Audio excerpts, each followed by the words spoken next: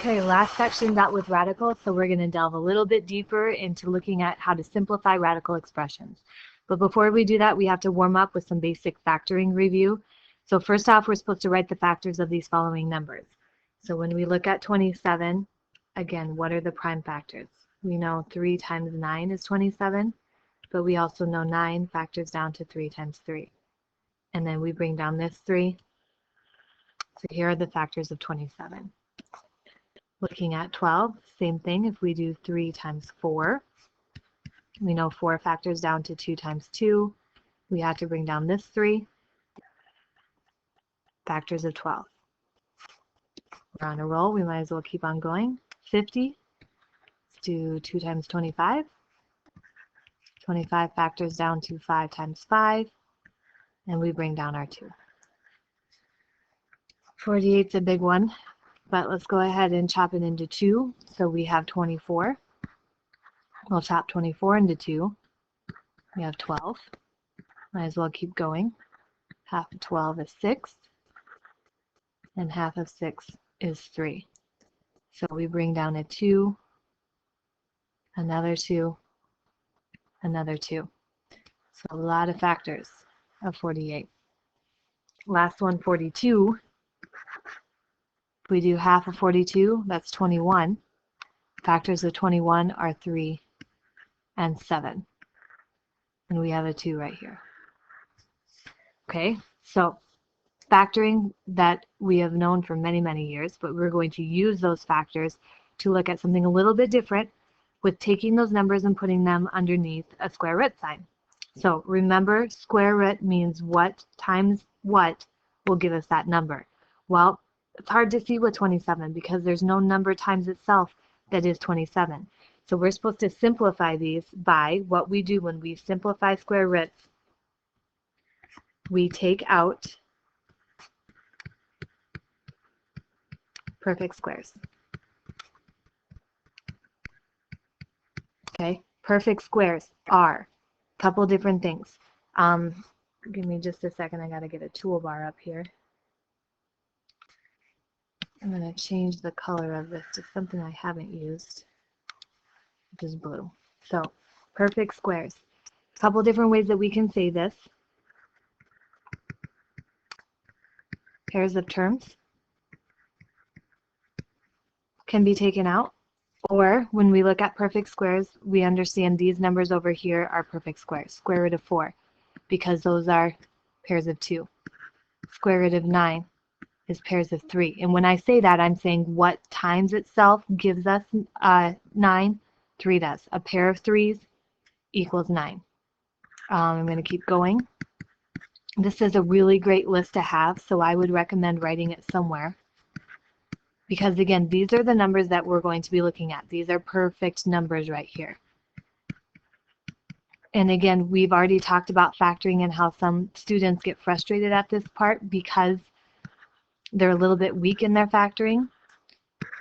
So I would recommend having a calculator handy for those that do struggle. Okay. And with that in mind, I am going to get my calculator out real quick. Okay, I'm going to show you 2 different ways to simplify down square root of 27. Okay, again, when we're looking at this, we need to take out perfect squares or pairs of terms.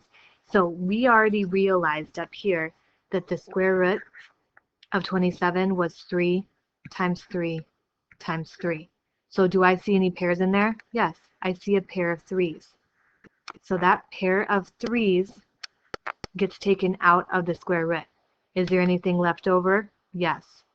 Square root of 3 is left over. Okay, so does that work? Some students are kind of skeptical that this says square root of 27, but this one says 9. That actually doesn't. So I'm going to put, there's my square root sign right there, so second square root, 27, into the calculator.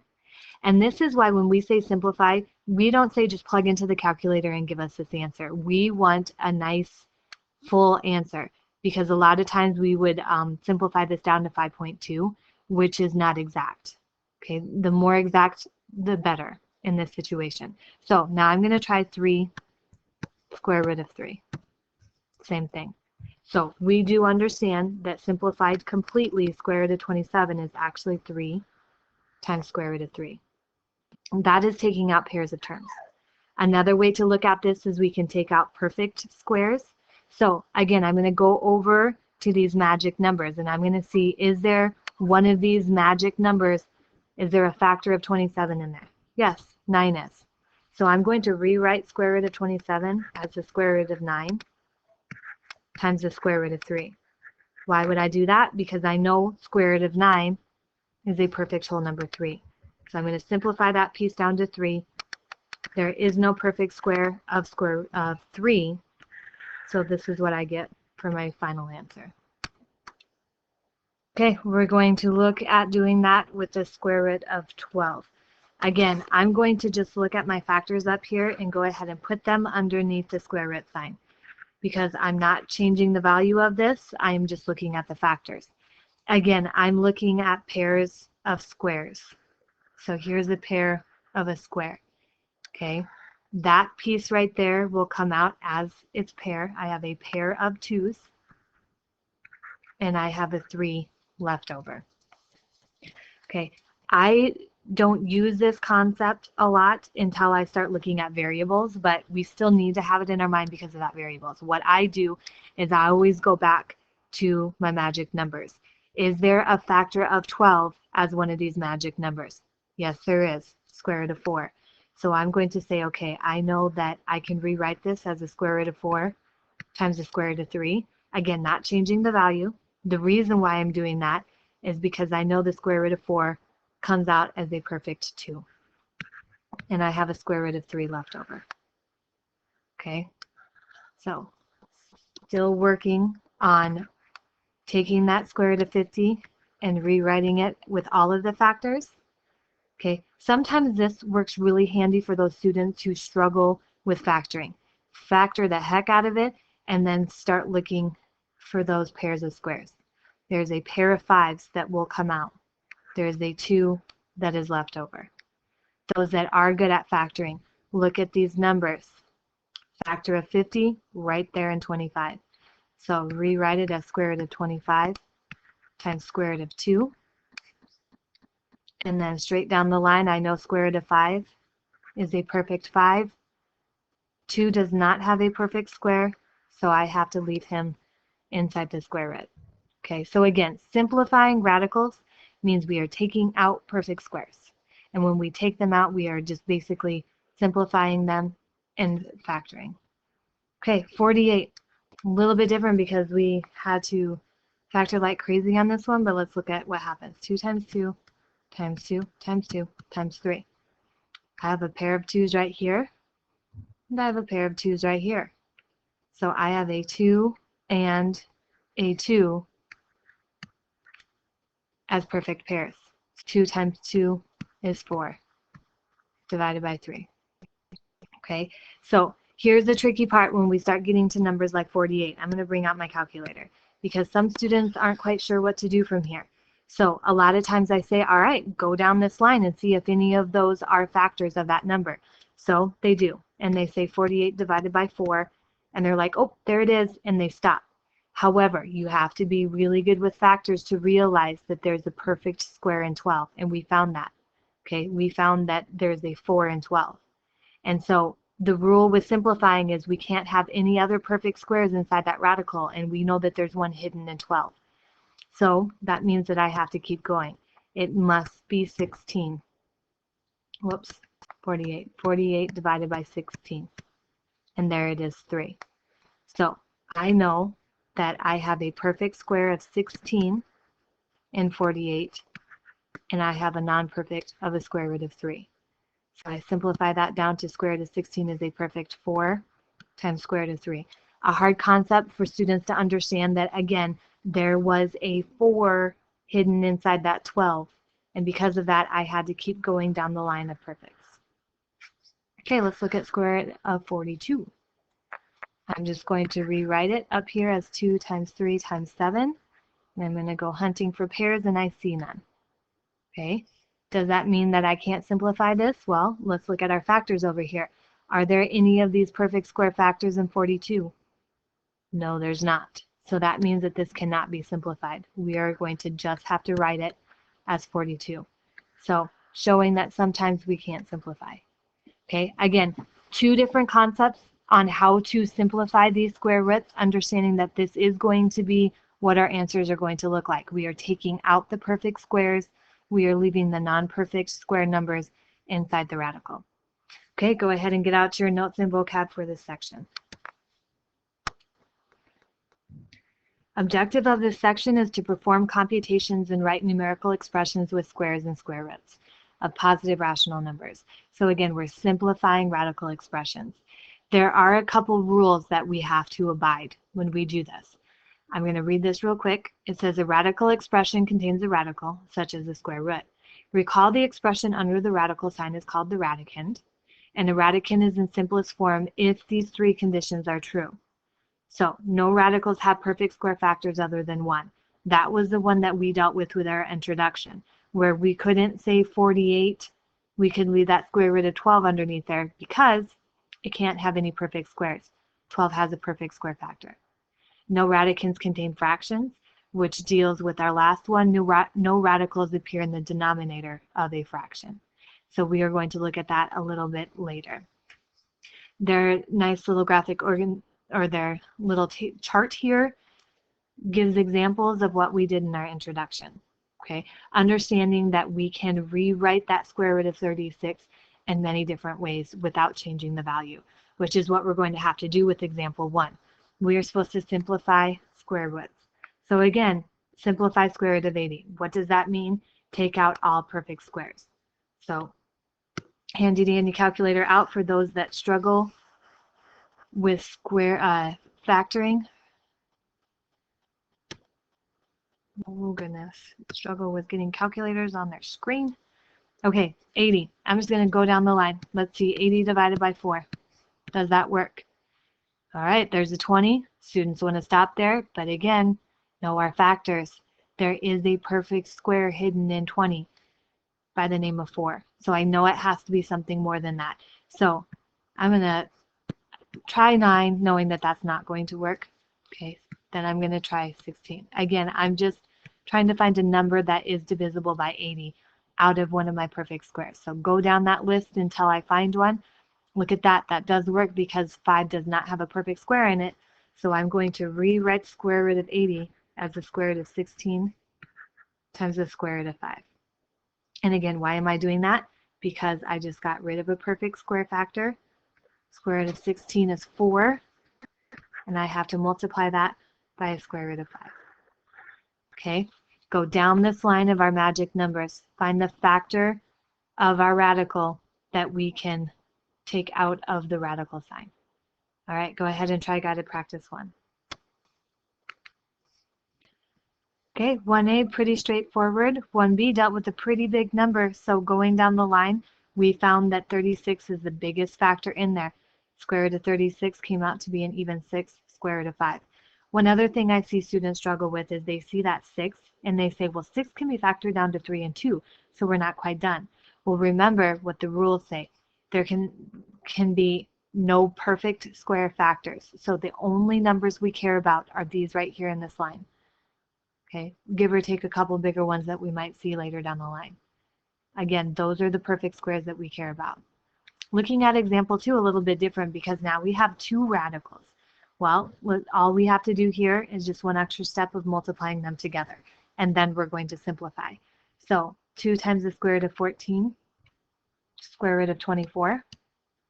Okay, then from there, let's go ahead and figure out if there's any perfect squares. Well, I know 24 is 4 times 6, and I know that 4 is a perfect square. So I'm going to rewrite that as the square root of 4 times the square root of 6, because that square root of 4 comes out as a perfect 2. 6 gets left behind. So again, all I'm doing is, whoops, except I didn't multiply right. Goodness, you guys didn't stop me? Okay, I'm joking, by the way. Square root of 28, does that sound better? I'm sorry. Now let's look at this. 4 is still in there, but it's actually being multiplied by a 7. Okay, square root of 4 is still a perfect 2, but it's a 7 that's left behind. A little bit too much math on my brain, I think. So again, multiply them together correctly.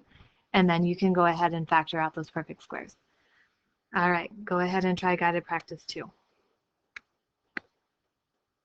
Okay, I solved 2a two different ways. I did multiply them together.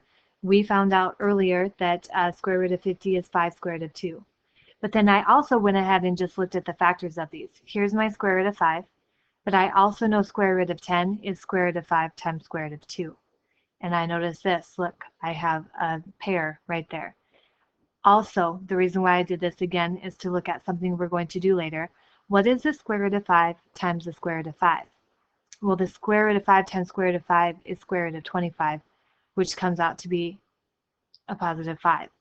So think about that. A square root times the square root of the same number is going to be simplified down just to the whole number underneath that radical. Radicals disappear as long as we're multiplying by a pair.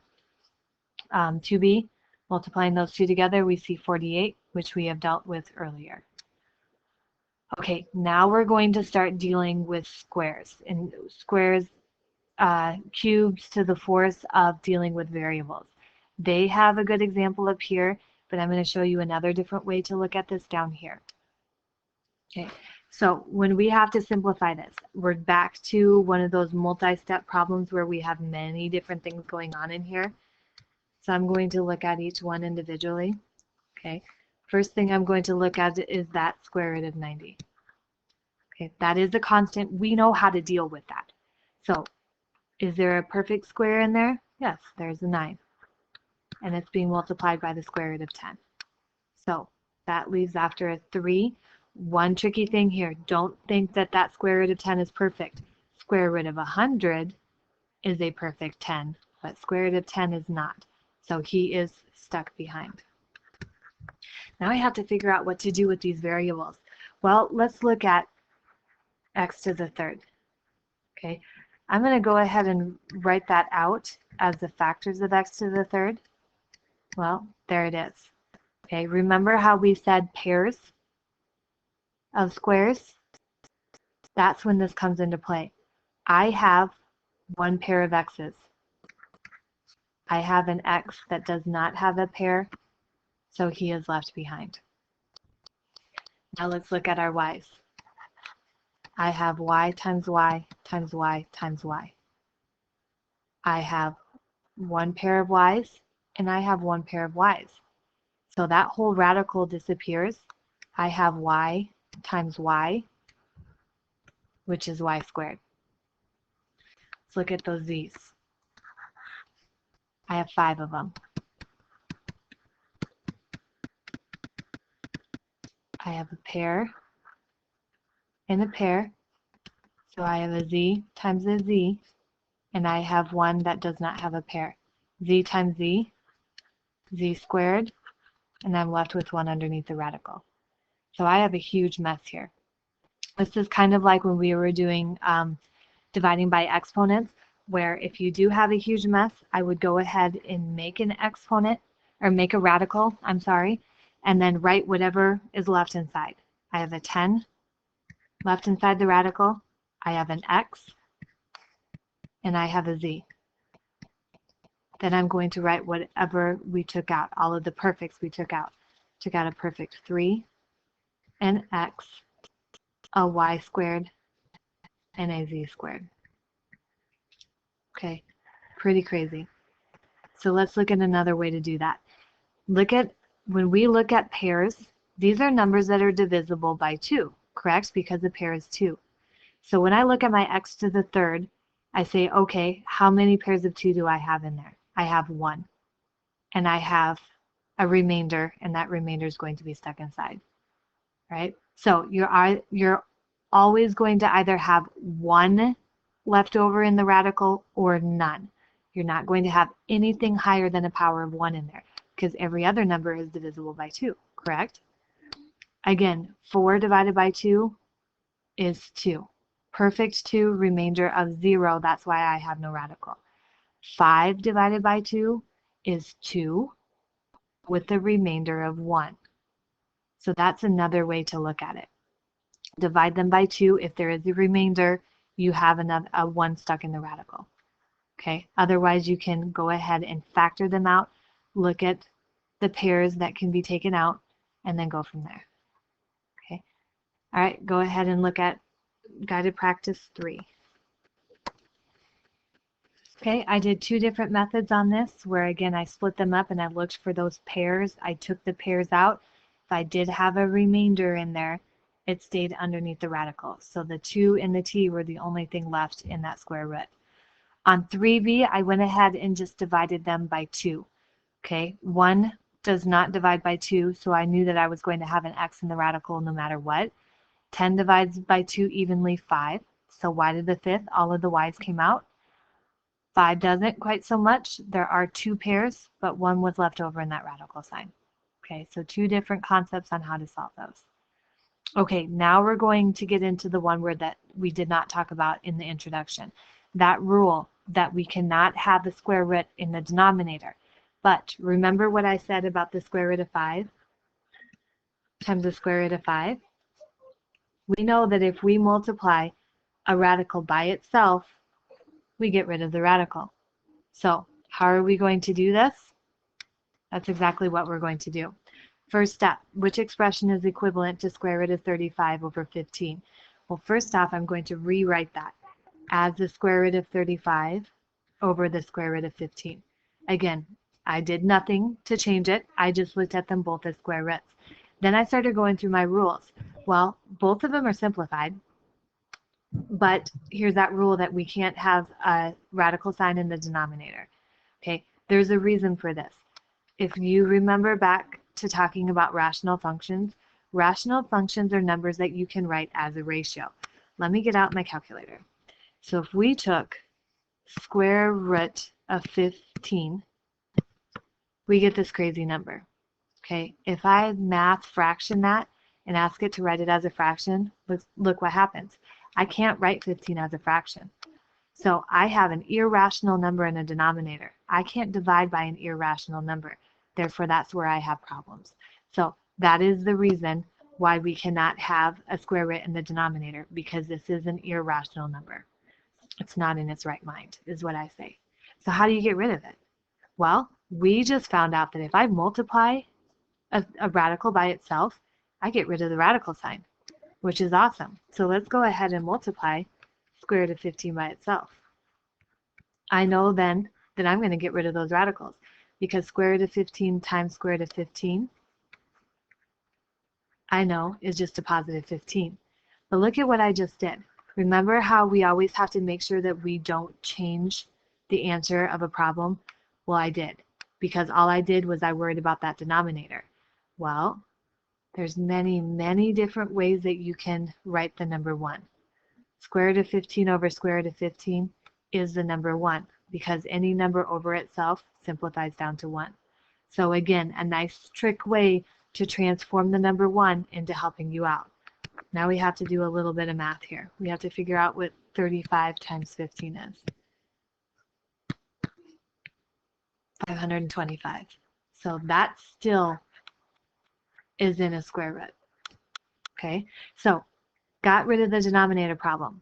Now we have to go back to problem number 1, where this has to be simplified down with no perfect squares. Well, I know that there's got to be something in there. And the reason why is I see that 25 at the end. So I know that I can easily divide this guy by 25, which is one of my perfect squares, and get 21. Okay, so I know that 2 factors of 525 are the square root of 25 times the square root of 21. I'm going to put that over 15 just to remind myself it's there. Now I'm going to keep going. Square root of 25 is 5 times the square root of 21 all over 15. That is not, oh, that is one of my answers. But look at this. This is a whole number 5, a whole number 15. Can we simplify those? Yes, we can.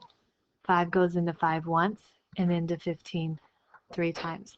1 times square root of 21 is square root of 21 all over whole number 3. Okay, so A is equivalent to it. So is C. D is not, but simplified completely is B. Do those take a couple of steps? Yes, they do. Understanding our fractions and how to simplify them down helps us out immensely. Okay, go ahead and try that for guided practice 4. Okay, going through the steps of this, I see that I have a square root of 12 in the denominator, which I cannot have. So again, I'm going to what's called rationalize the denominator. I'm going to make it a rational number that I could actually divide by. By doing that, I have to get rid of that square root, so I'm multiplying by a square root of 12, which means I also have to multiply in the numerator by a square root of 12, because I understand that this is kind of an understood multiplying by 1. I get square root of 72y over 12. Got that done, but I realized that there is a perfect square in 72 by the name of 36. So I rewrote that as square root of 36 times square root of 2 times square root of y. Square root of 36 simplifies down to 6. I realized that I couldn't do anything with that square root of 2y, so I just stuck them in there. Then I realized that I could simplify down the 6 and the 12. Now look at what happens here. I have a 2 inside there, and I have a 2 in the numerator, or the denominator. So question, can I simplify that? No, this is not the same numerical value as this. This is the square root of 2. This is a number times itself that equals 2. So do not be tempted to simplify these two. That's inside the square root, you cannot simplify. Okay, last concept that we have to look at still deals with that denominator. We have a square root in the denominator. This time though, we have a big problem because we're adding or we're subtracting. So we can't just multiply by a square root of 2.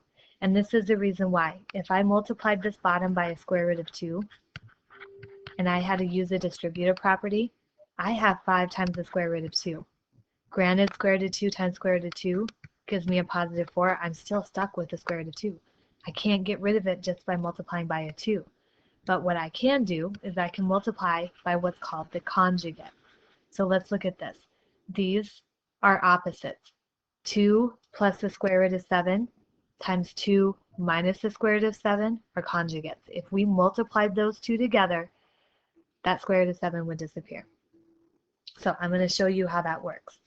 Again, I see that I have a 5 plus the square root of 2. The conjugate is still a 5, still a square root of 2, but I'm going to subtract them. I have to do the same thing in the numerator.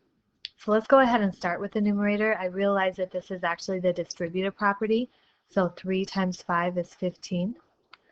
3 times the negative square root of 2 is a negative 3 square root of 2. Look what I did there, because 3 is an integer, square root of 2 is a radical, so all I did was smash them together.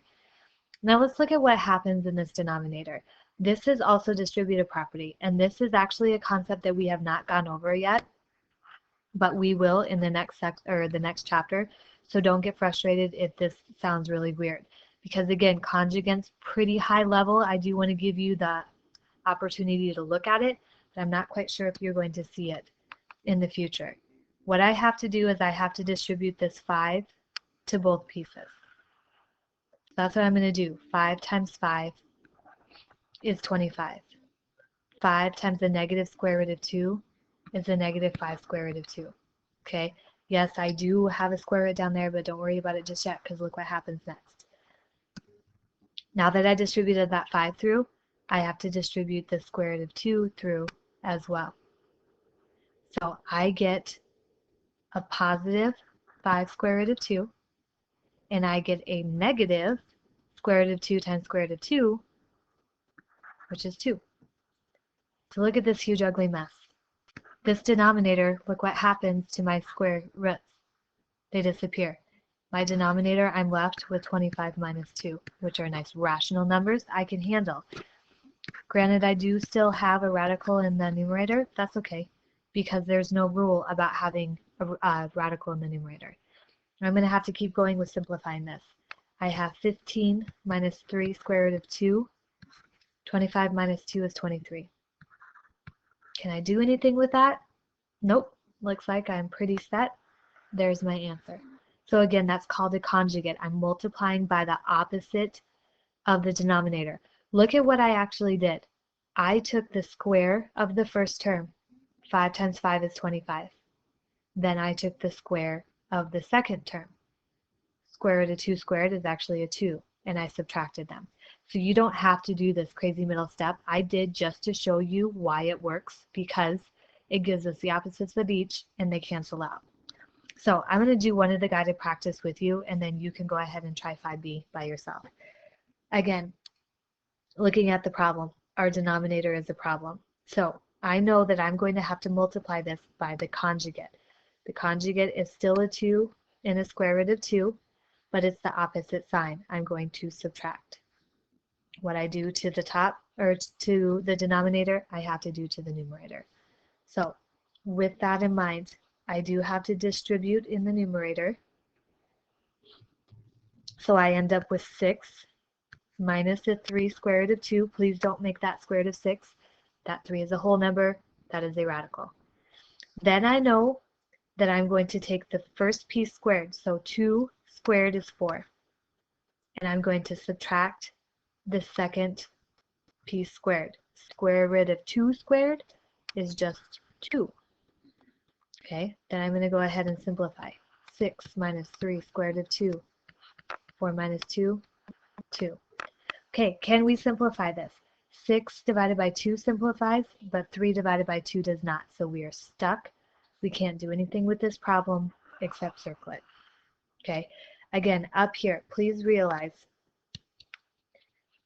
that 2 squared is 4. That's where I got that. Square root of 2 squared is actually square root of 4, which simplifies down to a whole number 2.